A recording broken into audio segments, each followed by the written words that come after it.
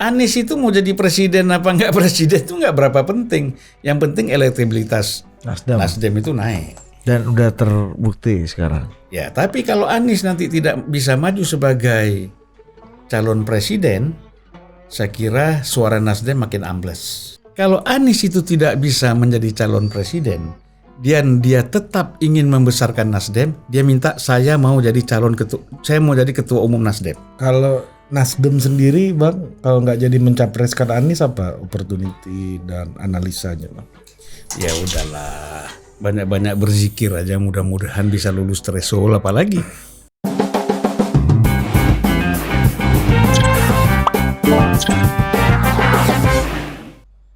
Nah jadi saya pikir kalau kita bicara Jokowi dengan Megawati ini untuk berhadap-hadapan, saya masih yakin itu nggak mungkin lah. Nggak mungkin. Tapi itu mungkin di Bang Surya ya. Ya karena kan lain lagi, Bang Surya kan bicaranya pragmatis saja. Ya kan? Dia lihat Jokowi tidak mungkin maju 3 kali, tidak mungkin perpanjangan waktu, maka calon yang paling pas untuk dia usung itu adalah Anies, kan gitu. Karena Anies inilah yang memang, karena kan begini, ini kan bicara kalau dia mau mendukung Ganjar, ini udah jelas ini arahnya PDIP. Ya kan? Andika nggak mungkin. Satu-satunya dia bisa mengambil manfaat dari suara publik, suara rakyat ini kalau mendukung Anies. Untuk tujuannya ya bukan Anies itu mau jadi presiden apa nggak presiden itu nggak berapa penting. Yang penting elektabilitas Nasdem itu naik. Dan udah terbukti sekarang. Ya, tapi kalau Anies nanti tidak bisa maju sebagai calon presiden, saya kira suara Nasdem makin ambles. Ambles. Nah, kan pemilih Anies kan artinya quote-unquote orang yang nggak suka sama Jokowi kan akan berkumpul di Nasdem ini sebagai partai terzolimi ini kan. Mas Anies bisa keliling Indonesia juga kampanye kan. Nanti dulu. Terzolimi bisa. Kan persoalannya Anies ini nanti kalau dia tidak menjadi calon presiden, oke. Di dalam Nasdem ini dia mau jadi apa? Mau jadi alat. Dia diperalat, lo kampanye deh sana sini. Terus habis kampanye mau jadi apa? Makanya saya ada saran buat Anies. Kalau Anies itu tidak bisa menjadi calon presiden, dan dia tetap ingin membesarkan Nasdem, dia minta saya mau jadi ketua umum Nasdem. Supaya saya lebih gagah, lebih dapat dukungan dan kita bisa membesarkan Nasdem. Ya, Surya Paloh jadi ketua Dewan Pembina. Mungkin itu Bang. Itu kalau Nasdemnya mau tetap jaya, kalau nggak mau begitu ya telungkup lah, kata orang Medan. Nah, lagi-lagi prakondisi cuaca menuju ke prakondisi mulu ya Bang. Lanjut Bang. Cuaca menuju ke sana nih, ini nggak Bang? Udah mendung gimana? Lah iya, kan gitu. Pertama kan oke, Anies mau dipakai untuk campaign membesarkan Nasdem, meningkatkan elektabilitas Nasdem. Oke, Anies mau apa enggak? Mau tuh udah. Oke, mau. Tapi terus kan dia dapat masukan dari mana-mana. Emang lu mau jadi apa habis itu? Oke, Nasdem besar, kamu mau jadi apa? Ya kan? Apa yang kau dapat di situ? Kau jangan bicara nanti sama Surya Paloh, ini bicara sekarang. Kalau bicara nanti sama Surya Paloh, ke laut lah kau. Kata orang Medan. Iya kan? Kau bicara sekarang. Iya kan, mana kita tahu Bang gimana. Iya, Bang Surya ini kan kita kenal komit kan sama perjuangan ideologi nih. Ya, sang ideolog. Selama ada kepentingan, kalau nggak ada kepentingan nggak komit juga. Maksud. Nah, jadi Ada cerita emang Bang. ya kan kalian udah dengar semua itu kan. Yang mana? Alah iyalah, pidato-pidatonya hebat segala macam itu kan.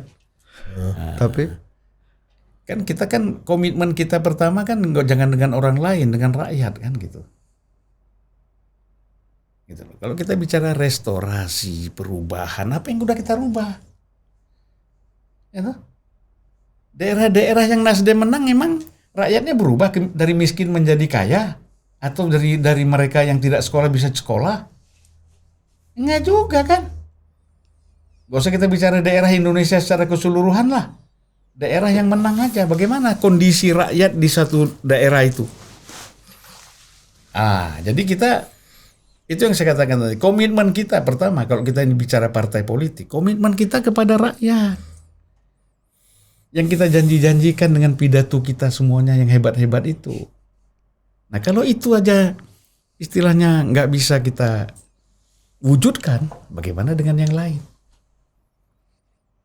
Gitu. Nah tadi kan kita bicara Anies, kalian inilah suka lompat-lompat. Lalu sih aduh inilah. Untung awak juga bisa lompat. Abang jangan pancing-pancing netizen bully kami abang. Nah jadi tadi ya gitu. Apa saran saya buat Anies? Jangan kirain mau foto. Tangan kanan lah. Mau foto aja. Foto sekarang itu orang tua, kalau anak muda kan begini. Gitu. Enggak apa begini. Gini Bang. Gini jasa marga. Ya. Abang masih Bang. Kata Andre Rosiade mau didepak Abang. Ya udahlah, kan dia bukan menteri, ada menterinya, biar aja dia ngomong. Jadi saran saya buat Anies. Buat Anies. Pertama, kalau Anies tetap ingin membesarkan Nasdem, ya, ingin bersama Nasdem, minta dulu dia jabatan ketua umum. Iya.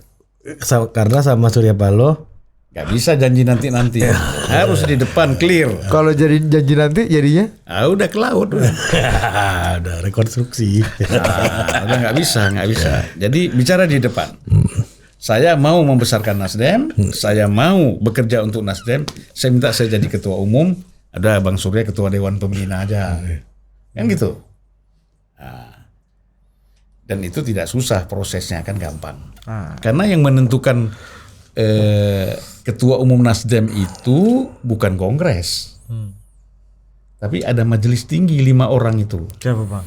Ya kan Yan Darmadi, Reri, Carly, ada profesor satu di Medan, ada siapa lagi, itu kan semuanya ya pegawai Bang Surya lah gitu. Kecuali Pak Yan sebagai teman ya, Yan Darmadi. Yang lain kan staf-staf dia lah. Kawannya Pit Konta. PFG gimana PFG? Siapa itu PFG? Peter F. Gonta. Peter Franz Gonta. Itu kan dia kelasnya masih dewan pakar kan. Belum masuk majelis tinggi kan. Majelis tinggi kan tapi satunya Bang Surya. Karena majelis tinggi inilah yang menentukan siapa yang menjadi ketua umum. Agak mirip Demokrat ini dong Bang. Demokrat ini juga ada kongres. Iya tapi kan ujungnya kalau kata Bang Anto kan, jadi ujung-ujungnya ini majelis tinggi. Saya sekretaris majelis tinggi. Itu capres. Capres. Jadi hampir semua partai di Indonesia ini tidak ada yang berani melepas siapa calon ketua umum itu kepada kader. PAN masih kecuali PAN, Golkar, PDIP, PKS. Enggak, PKS Dewan Syuro juga. Itu majelis tinggi, bahasa Arabnya Dewan Syuro. Jadi ada. Jadi nggak ada tuh ini ya PSI. Ya PSI Jeffrey Goipani yang paling menentukan. Ya kan, dia Dewan Pembinanya ya kan. Bagaimana? Perindo. Perindo memang kongres, tapi orang tahulah Haritanu yang menentukan, ya kan. PKB mantap dong, kalau PKB kan ini kan musyawarah. Ada pertarungan juga. Ada pertarungan. Nah, kalau Nasdem ya nggak ada pertarungan. Kongres itu ya seremonial aja. Semua sudah ditentukan, ya kan. Jab kabulnya udah di majelis tinggi. Jadi kayak rakernas kemarin yang mengusulkan 3 nama itu juga itu pura-pura aja. Udah ditentukan atau gimana maksud Abang? Supaya nampak legal lah. Supaya nampak lebih keren kan gitu. Tapi kan hebatnya ada 3 nama. Hebatnya itu memang kok tidak ada nama Prabowo di situ. Apa iya Pak Prabowo yang ibaratnya ini kan suara Tuhan ya. Suara rakyat, suara Tuhan itu kan termanifestasi dari survei itu. Pak Prabowo 3 besar, masa nggak ada satupun DPW yang mencalonkan Pak Prabowo kan? Ya itu kan tergantung bagaimana mengkondisikannya kan. Ya udah kembali lagi.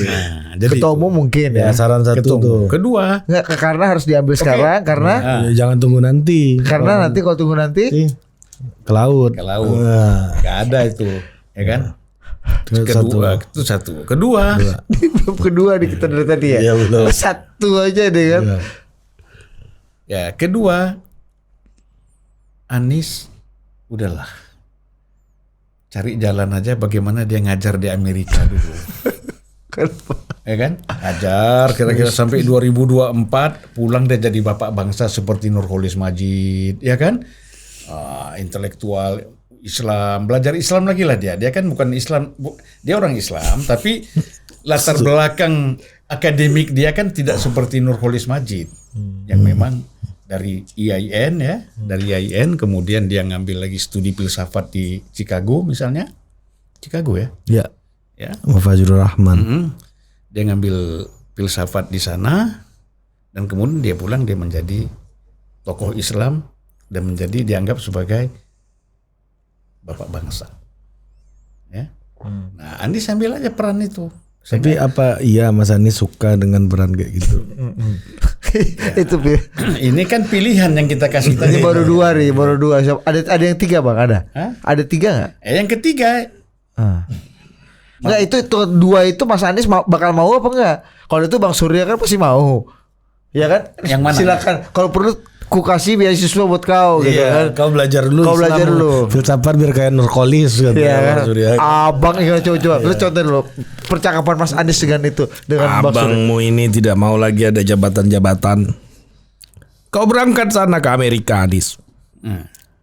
Belajar filsafat biar kayak Nurholis Majid. Nanti kau pulang sebagai guru bangsa di Indonesia. guru bangsa bukan bapak bangsa, guru bangsa lebih tepat. Iya dan kamu akan menjadi rising star. Rising Star. Biasanya dibilang Rising Star langsung hilang, Bos. Itu percakapan imajiner. Ya, jadi yang ketiga ya Anies udahlah saya nyerah aja, saya siap diperalat apapun. Gak dapat apa-apa, gak jadi apa-apa, biar saya kampanye untuk Nasdem. Nah, jadi kalau langkah-langkah itu Kok diambil, makin turun gradasi ini bang? pilihan Anies itu hanya dua. Pilihan Anies itu kalau nggak jadi capres hanya dua. Kalau memang dia masih ingin bersama Nasdem, jadi ketua umum. Jangan yang lain-lain itu nggak ada gunanya. Ke Dewan Pakar, ketua Dewan Pertimbangan itu udah lucu-lucuan aja lah itu udah.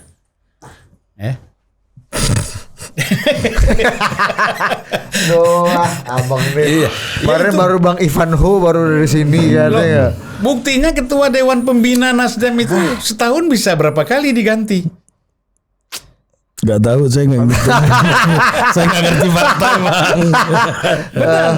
Baru kita 2 hari lalu belajar Dan diganti partai. itu tidak ada lewat proses apa-apa. Pokoknya tanda tangan Surya Paloh sama Sekjen ganti. Gak ada usul-usul itu dari mana. Nah, jadi tinggal pilihannya kita serahkan ke Pak Anies Baswedan. Mana yang paling mungkin buat Pak Anies? Belajar filsafat.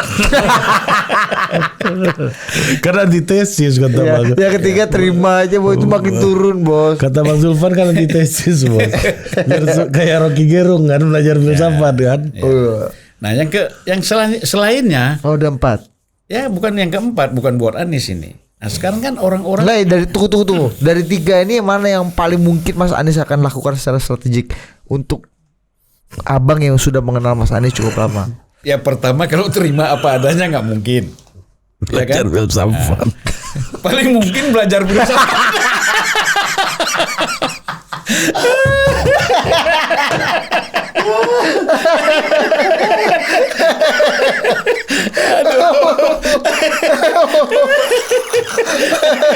Yang paling mungkin belajar filsafat. Mau jadi capres itu jadi mahasiswa. Disuruh jadi mahasiswa. Ujung-ujungnya jadi Rocky Gerung kawan. Itu pun kalau selesai kan. Nah itulah. Aduh bang. Tapi Mas Anies bakal berani nggak Bang Surya untuk minta ambil alih ketua umum partai ini? Ya kalau dia nggak berani ya kembali lagi. Belajar filsafat. Kalau gagal jadi capres tadi. Gue kebayang beritanya di Detik, Mas. Gagal jadi capres, Anies ambil beasiswa yang tadi. Belajar filsafat. Bang Zulfan gokil emang. Lu kan ini yang kita bicara yang paling umum. Nah, kalau nggak nih. mau jadi apa? Ada lanjutan lagi tadi lanjutan dulu Nah, apa? Ini buat lanjutan. semua. Kalau Anies tidak sama sekali ada di Nasdem, ya misalnya kan tadi kan itu. Itu Ketua peluang umum bersama nggak- Nasdem ya. Ya itu nggak Nasdem. ketua umum, nggak jadi terima apa adanya. Terus dia jadi Filsafat. dia belajar filsafat Islam lagi di Amerika. Tapi ya aku kan? ragu tuh Mas Anies mau juga ambil alih ketum Nasdem tuh. Ragu aku. Mau. Ragu. Oh dia mau minta itu.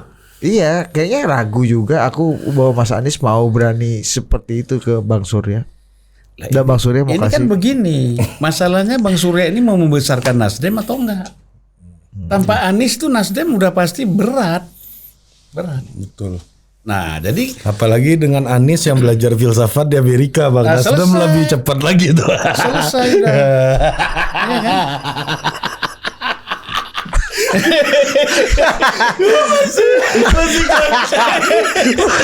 Kocak banget. Masih kocak.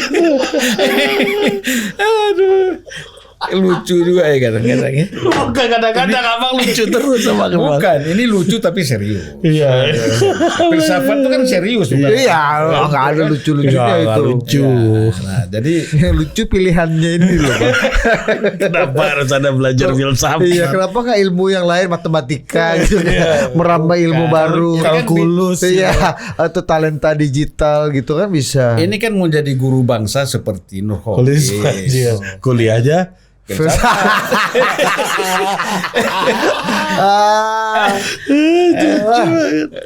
Lucu banget. oke. Nah, untuk semuanya. Ya. Nah, jadi untuk kader-kader Nasdem, kalau di Nasdem itu tanpa ada Anies Baswedan, ya siap-siap lebih banyak lagi yang hengkang. Jangan-jangan nanti nggak lulus threshold. Nah, lebih bahaya lagi. Kan sekarang naik nih dengan Anies capres, naik. Menggelegar. Tiba-tiba Anies nggak jadi capres, misalnya ya, saya mendoakan jadi. Tapi kalau misalnya tidak jadi, ya kan, terus Anies bukan ketua umum, mau jadi jurkam juga nggak mau, karena apa? Masa jurkam aja, capres tiba-tiba jadi jurkam, ya kan? Habis itu belajar filsafat. Nah, pilihannya itu. Nah, jadi Kembali lagi ke ya akan banyak nanti kader Nasdem yang pindah ke partai lain. Seperti halnya kader partai lain yang pindah ke Nasdem. Ya, mereka akan berpikir lagi nanti, ya kan? Mudah-mudahan baru rencana pindah, tapi belum pindah beneran. Kan? Tapi kan emang nggak ada magnet lain di Nasdem. Selama ini Nasdem bisa sampai kayak gini ya, melewati pemilu 2014 dengan kenaikan yang cukup eksponensial di 2019 gitu ya Arya. Itu kan artinya, dan itu belum ada, itu nggak ada Mas Anies dalam variabel itu loh. Tapi kan ada faktor Pak Jokowi. Nah sekarang kan Ada faktor Pak Jokowi, ada faktor kepala-kepala daerah. Sekarang kepala daerah udah banyak diganti, semuanya itu di bawah komando Pak Jokowi. Mendagri dan Pak Jokowi, kan udah lain ceritanya. Ya. Jadi beda sekali gitu. Nah kalau Nasdem sendiri Bang, kalau nggak jadi mencapreskan Anies apa opportunity dan analisanya Bang? Ya udahlah, banyak-banyak berzikir aja, mudah-mudahan bisa lulus threshold, apalagi. Ekstrim betul terus. Loh, iya. Abang pesimis Bang. Iya, abang nih belajar Bang Willy, filsafat kok jadi saya nggak pesimis, Bang Iya, Willy. iya, kita tuh nggak percaya loh sama tesisnya Kan Bang tadi Zulfan ditanya ini. faktor, kan ditanya faktor. Dulu tanpa Anies ada Pak Jokowi. Kalau nggak ada Anies, masa bukan karena faktor. Kalau aku lebih percaya kalau aku bilang itu misalnya karena Calegnya. faktor media group. Nah, calegnya kerja. iya, calegnya Iya, atau kan? promosi di Metro TV misalnya, ya gitu kan, atau ya kan.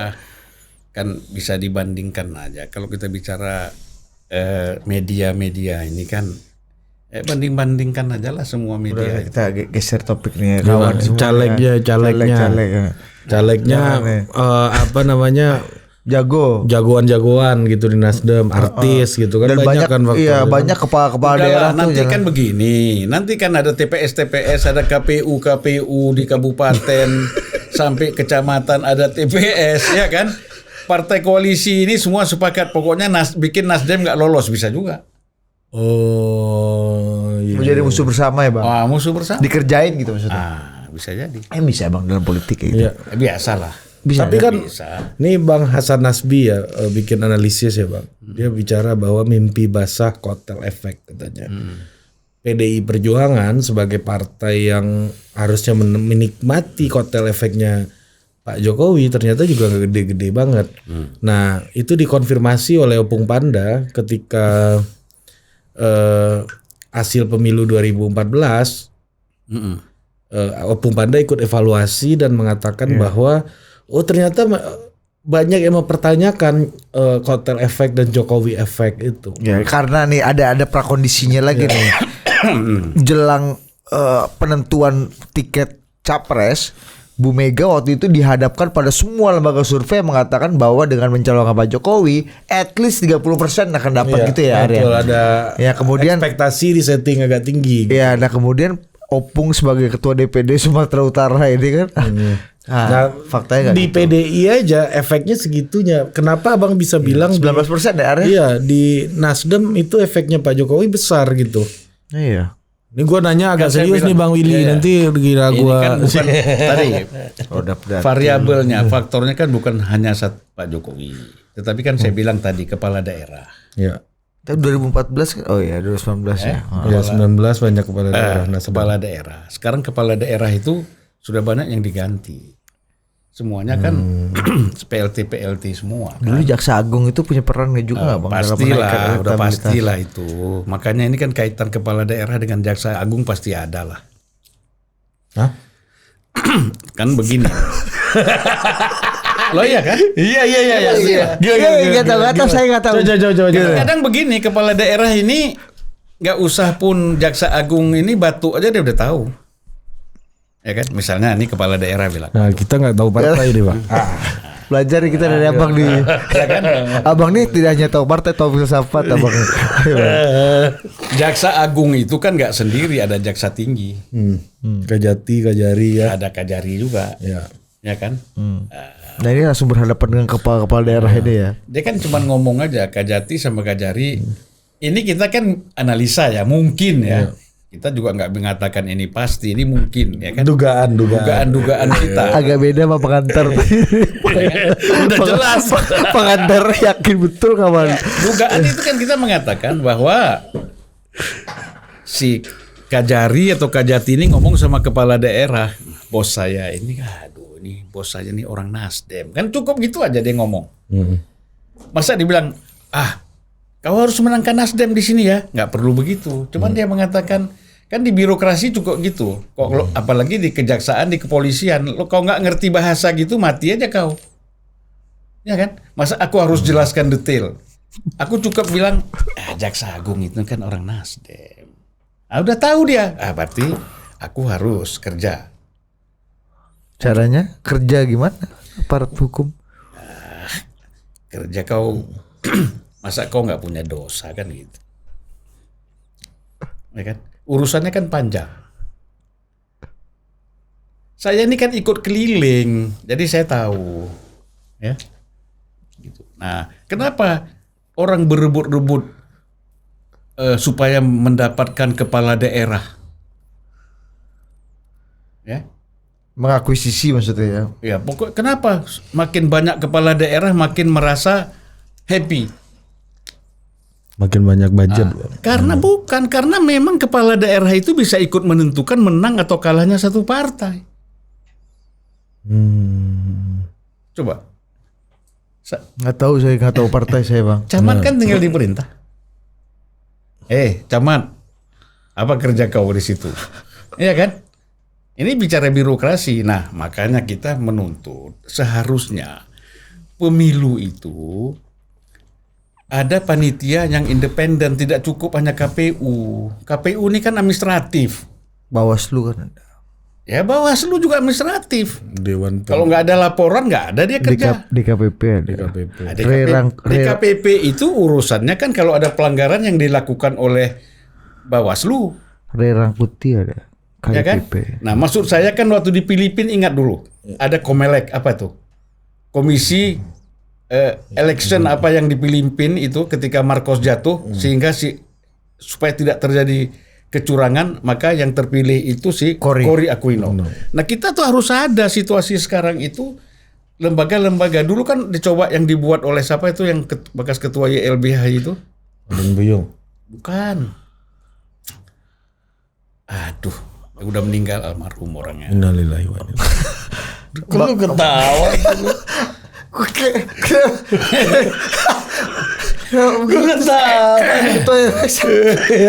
Ya, aduh. Asmara Nababan. Bukan. Nah, coba kasih Yang clue. rambutnya gondrong tuh siapa tuh? Oh, Mas Mulyana.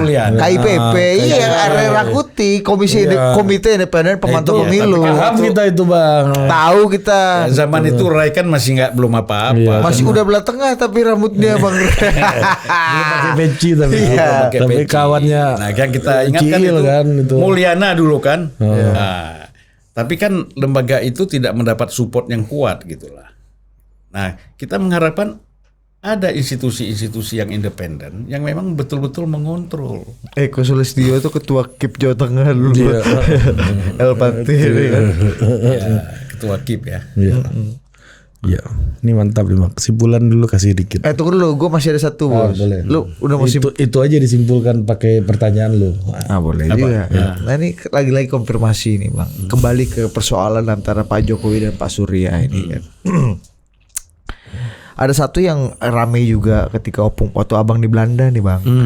Opung Panda nih tiba-tiba jadi perhatian publik gara-gara dia membaca adanya gejala dendam yang mungkin akan segera tersampaikan atau terlontarkan dari Pak Jokowi ke Pak Surya. Karena dia melihat rekam jejak dua orang ini, Pak Jokowi dan Pak Surya ini punya cara mengutarakan dan mengelola dendam dengan cukup unik dan keras gitu. Salah satunya waktu misalnya Pak Jokowi Ke Pak Prabowo. Ketika Pak Luhut ditemui Pak Prabowo bilang, ngapain abang dukung tukang andong? Dia naiki andongnya itu 3 jam di Bundaran HI. Iya, ditonton oleh Prabowo. untuk menunjukkan bahwa ini tukang andong. Iya. Atau ketika Gatot, ketika dia harus terpaksa jalan kaki sekian kilo karena macet, begitu dia tanya, kenapa ini? Ini karena rakyat begitu mencintai TNI, kata Pak Jenderal Gatot, Panglima TNI waktu itu di Merak kan, Rakyat Indah. Terus dicek lah, ternyata oleh Kakor Lantas dan Kapolda waktu itu, Kapoldanya Pak Sigit, Kapolri sekarang, kita nggak dilibatkan dalam pengaturan lalu lintas. Oh, nanti lihat kau kubalas, kata Opung nih. Waktu pernikahannya Bobi dan Kayang, Jenderal Gatot, yang lainnya Kapolri, semua Pak Luhut, semua menteri-menteri itu pakai panitia lah kayak seperti sekarang. Jenderal Gatot Panglima TNI itu sendirian, bahkan nggak ikut antri di VIP, keleleran lah bahasanya. Kemudian yang mewakili keluarga waktu itu untuk memberikan sambutan tuh Jenderal Muldoko, yang orang sudah tahu ini rivalnya utamanya Pak. Nah itu cara Jokowi membalas. Dan Bang Surya juga punya track record itu kepada Prabowo. Abang pernah tahu juga soal waktu itu Jangan diperiksa. kau korek-korek lagi luka lama. Makin dalam. Menganga bulan Nggak, ini kata Opung kan cerita juga soal itu. Nah akhirnya itulah kemudian bagaimana akhirnya Pak Prabowo dan Pak Surya sampai sekarang pun nggak akan pernah bisa bersatu gitu. Setelah deklarasi Anies. No, setelah ini karena dendam lamanya Pak Surya ini, dua orang ini katanya ya, yang abang juga cerita iya, soal dulu diperiksa sama Pak Syafri dan macam-macam lah, ini Opung yang sebut. Iya. Abang melihat kekhawatiran itu akan meledak nggak dalam waktu dekat? Atau enggak lah, untuk Bang Surya dan Pak Jokowi ini kayaknya mereka akan tetap cukup dewasa dan wise dalam mengelola dendam ini? Saya kira kan begini, ya saya nggak tahu ya Bang Panda menggunakan istilah dendam ya. Saya kira kan ini karena kawan yang sangat dekat, akrab sekali. Bahkan kedekatan, kalau boleh dibilang kedekatan antara Surya Paloh dengan Pak Jokowi itu, Bang Surya dengan Pak Jokowi, itu hampir sama aja kedekatannya dengan Pak Luhut. Ini dong Bang ya. Nah, Surat nadi ini. ya. Pak Luhut kan dekat, Surya Paloh juga dekat, tetapi kan ini ada terus terang aja dianggap, wah ini Mbak Lelo nih, ya kan? Nah, karena dianggap Bang Surya ini mencalonkan Anies ini Mbah Lelo, dan Bang Surya itu sudah tahu bahwa Pak Jokowi pas nggak setuju dengan Anies. Tapi dia paksakan juga ya, pasti Pak Jokowi mengambil sikap itu. Nah, jadi saya tidak melihat dalam konteks dendam. Ya kalau saya dia tidak menghargai saya juga bisa dong nggak menghargai dia. Iya, kalau kata orang kampung saya Bang, karena Bang banyak bergaul sama Pak ini. Tepuk itu dibalas tampar katanya. Iya kan? Ya kan? Iya, Jadi tepuk gitu. balas tampar. Jadi ini bukan bicara dendam, karena ya bicara persoalannya tadi kita akrab, kita dekat, ya, tapi terjadi perselisihan kita di antaranya. Akan meledak nggak seperti dikata? Enggak ya? Enggak lah, jalan aja, kan sederhana aja, kan saya bilang ngapain meledak? Iya. Kalau misalnya kan tadi saya katakan caranya kan Pak Jokowi ini kan halus saja. Misalnya. Ya, PKS jadi anggota kabinet kan Anies nggak bisa maju. Itu nggak halus itu Bang. Ya artinya kan nggak perlu pakai langkah-langkah lain kan. Iya. Gitu. Stick or carrot ini ya Bang ya. Demokrat cobalah merapat ke Pak Prabowo misalnya kan. Cobalah bangun-bangun obrolan ngopi-ngopi dulu. Ngopi-ngopi dulu kan sesama tentara, masa nggak bisa ya kan. Dan Pak Prabowo ini kan kepada senior biasanya hormat sekali. Siapa SBY? Oh iyalah, dia Bukan disangkatan, walaupun Pak Wiranto itu pernah dia merasa sakit hati dengan Pak Wiranto, tapi kalau ketemu Pak Wiranto dari tempat duduknya langsung itu Sampai sekarang? sampai sekarang. Bukannya seangkatan Pak SBY sama Pak Kan Pak Prabowo tinggal setahun, Oh tinggal kelas Bang. tinggal kelas. Kan harusnya sama-sama angkatan 73 kan. Iya. Nah, Oke. Jadi Pak SBY lebih mungkin ya dengan dengan Pak Prabowo ya dibanding Bang Surya kemudian menancapkan hatinya ke Pak Prabowo ya.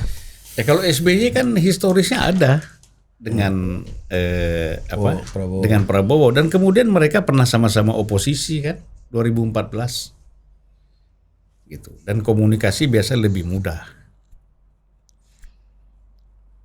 Jadi Pak Surya nggak mungkin ya. ya Pak Surya juga mau koalisi dengan Prabowo, mau ngapain? Iya. Ya mungkin lah dia, kan gini, Prabowo juga bukan orang bodoh. Lu sama Pak Jokowi berbeda, ya kan? Nah masa saya gara-gara ngambil kamu saya dapat perbedaan yang lebih besar lagi, kerugian yang lebih besar? Ya enggak lah. Iya. Kalau bicara hitung-hitungan kan, Iya betul Bang. saya bergabung dengan Surya dapat untung kecil, tetapi saya berpisah dengan Jokowi musibah besar, ya kan? Nah, lebih bagus saya tetap bersama Jokowi, tidak bersama Surya Paloh. Kalau saya belajar bersama Surya Paloh nanti takutnya disuruh belajar filsafat. Filsafat militer apa? Filsafat intelijen. Jenderal. Ya, apa sih Bang yang ada di pikiran kalau melihat kayak gini ya? Sebagai kawan baiknya Bang Surya ini apa sih yang mungkin dihitung-hitung, dikontemplasikan oleh Bang Surya dalam masa-masa yang cukup rawan ini? Menurut Abang nih kalau Bang Surya itu cuma mikir dirinya sendiri. Dia nggak ada mikir ini Nasdem nanti mau jadi bubar, Nasdem ini mau ada, nggak udah urusan sama dia. Pokoknya dia bisa happy dengan kekayaan yang dia sudah punya, dia nikmati itu. Dasarnya Bang Surya kan berpikirnya seperti itu, ya kan? Jangan dipikir Bang Surya ini akan mau hidup mati, nggak ada itu. Saya tahu itu. Peristiwa-peristiwanya juga saya tahu. Nah, apa bang? Gimana coba? Waktu itu saya udah pernah cerita di sini ya. Belum. Nggak ada. Yang di restoran Thailand itu. Belum. Abang kemarin tuh restoran Al Jazeera Arab sama Libanon ya Pak cerita tuh sama Myanmar juga. Nah, ketika Haritanu itu waktu itu kira-kira sudah menguasai di atas 50% DPW Nasdem. Ketika akan kita buat kongres. Bang Surya udah merasa pasti kalah. Ngomong sama saya, Pan, udahlah kita serahkan saja partai ini kepada Haritanu. Kenapa saya bilang? Ya dia udah menguasai 50% lebih dan dia punya uang lebih banyak dari kita. Nah terus abang mau ngapain? Udahlah, ini kebetulan ada orang mau beli Metro TV ini 2,5 miliar dolar US. Terus dengan uang seperti itu apa? Ya saya mau hidup di Amerika aja lah, tenang-tenang kata dia. Itu kata Bang Surya. Oh saya bilang nggak bisa. Abang tetap ketua umum, tetap memimpin ini dan kita akan bertarung. Itu saran saya. Dan itu ngomongnya 4 mata sama saya. Ya kan? Nah jadi artinya Bang Surya itu kalau memang nanti Nasdem ini nggak dia perhitungkan tidak bisa apa-apa, ya udahlah. Terserahlah siapa yang mau mimpin Nasdem. Anies Baswedan daripada belajar filsafat, ya udah kau pimpin aja. Oke, sampai jumpa lagi di Tentang Politik berikutnya.